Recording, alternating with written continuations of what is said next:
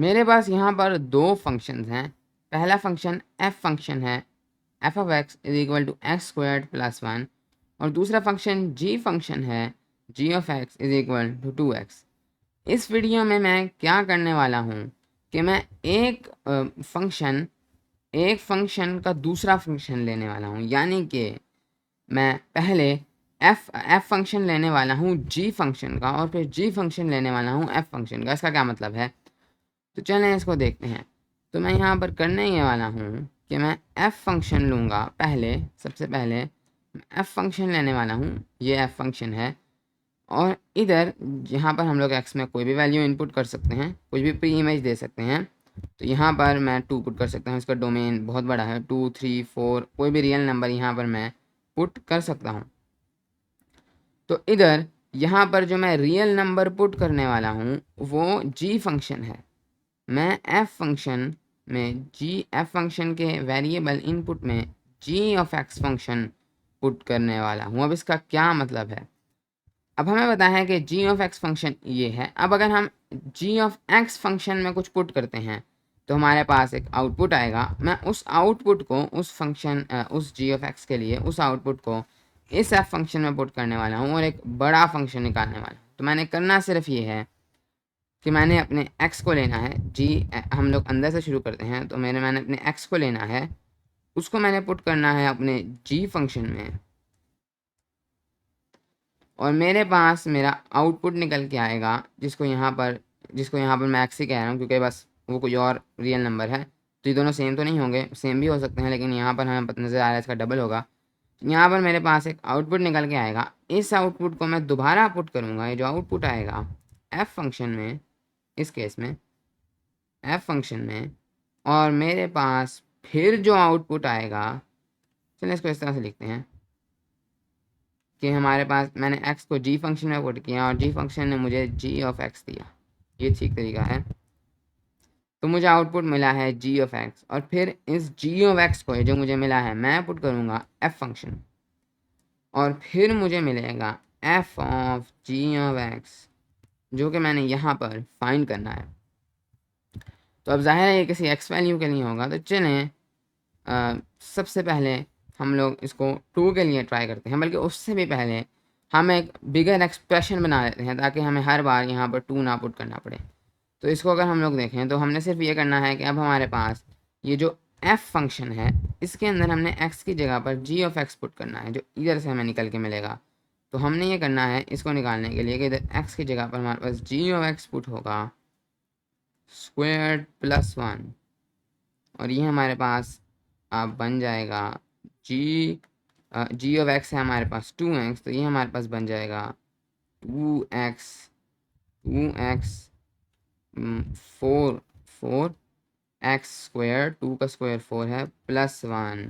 तो हमारे पास ये वाला फंक्शन ऑफ हमारे पास एफ फंक्शन जी फंक्शन का वो है हमारे पास, मिल के एक बड़ा फंक्शन बनेगा 4x² प्लस वन। यानी कि अगर हमें ये निकालना है तो हमें बस इसमें हमारी इसके अंदर पुट करने वाली इनपुट वैल्यू देनी है। ये जो x है, ये x बेसिकली ये वाला x है। ये दोनों एक्सेस डिफरेंट हैं, ये मतलब डिफरेंट हो भी सकते हैं, सेम भी हो सकते हैं, लेकिन ये x f फंक्शन का x है, ये x g फंक्शन का x है। और आप चाहें तो इसको x1 x2 भी कर सकते हैं, लेकिन मैंने इसको सिंपल रखने के लिए x से किया है।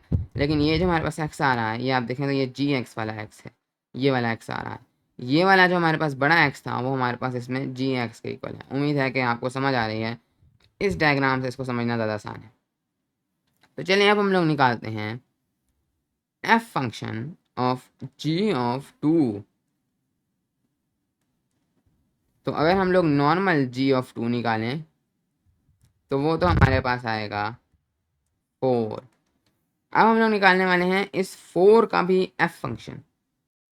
यहाँ पर अब हम लोग यहाँ तो इसको डायरेक्टली यूज़ कर सकते हैं।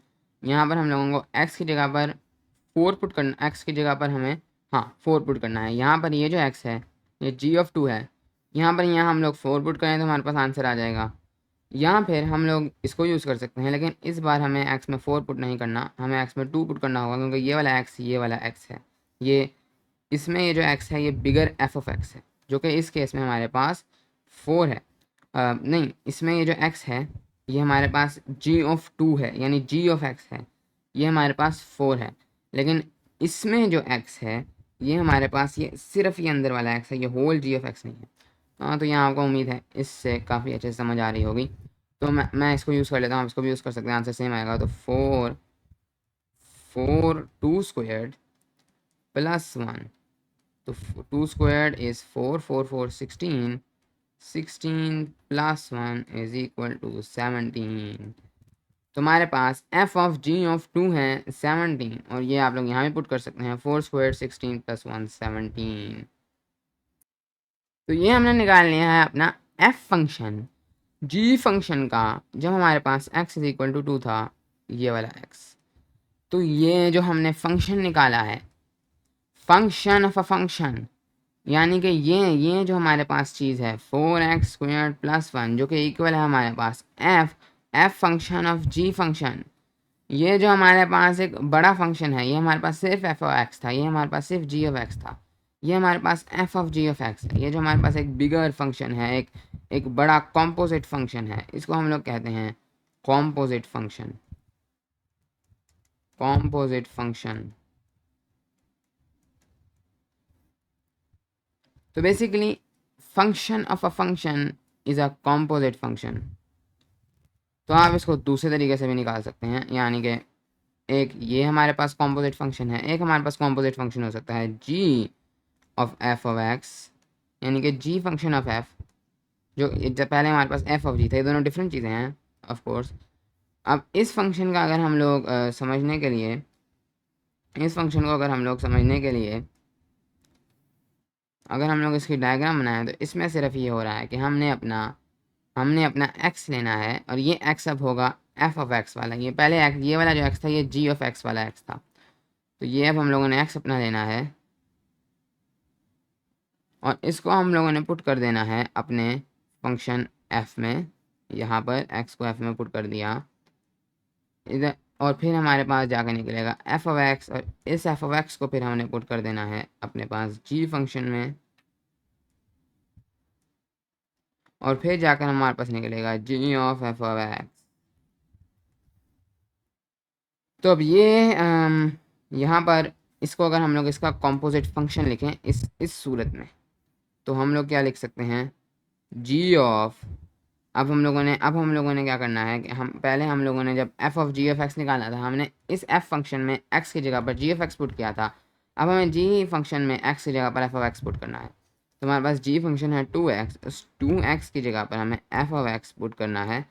f ऑफ x है हमारे पास x स्क्वायर प्लस 1, तो 2 into x square plus 1 is equal to 2x square plus 2। तो ये हमारे पास दूसरा कंपोजिट फंक्शन है, g function of f of x function.